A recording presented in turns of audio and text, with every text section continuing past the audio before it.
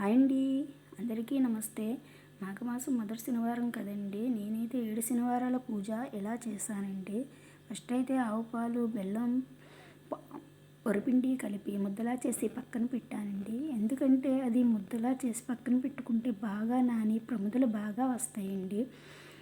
దేవుణ్ణి ఇలా అలంకరించుకున్నాక ప్రమిదలు చేసి అందులో నువ్వుల నూనె పోసి ఒత్తులు వేసి వెలిగించాలండి. పలహారం అయితే ఆయనకి చలిబుడి వడపప్పు చాలా ఇష్టం కదండి.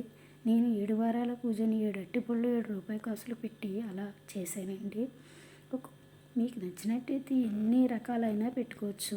నాకు ఉన్నంతలో నేను ఇలా చిన్నగా చేశాను.